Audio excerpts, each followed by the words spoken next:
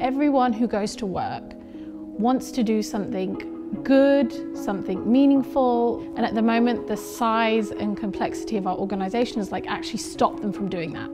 Things are changing really quickly, and they're changing really quickly in new ways and new directions. We're overwhelmed by our scale if we're a big Fortune 500, or we're overwhelmed by our scaling if we're Zenefits or Slack or whoever. There's so much untapped potential. There's so many talented, passionate, committed people, capable people. The problem is that most organizations today are still using an outdated operating model that was created over 100 years ago for a world that no longer exists.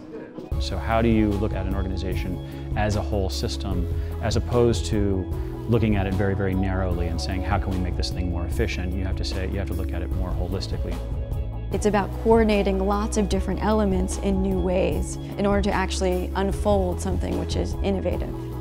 At a macro level, it's all about moving from this sort of complicated world to a complex world, or a predictable world to an uncertain world. Organizational culture is the most important variable in an organization's ability to be responsive.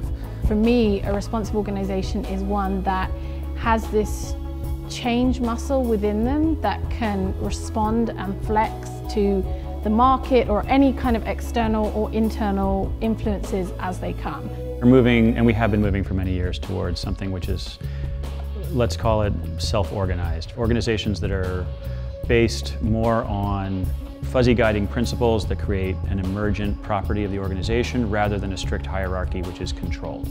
I think we see kind of that happening at a macro scale, but combined with hopefully a greater meaning for individuals and a greater flexibility for individuals to participate in that upside, to win, to feel, to feel like they're part of something. We know that we're not alone in pursuing this.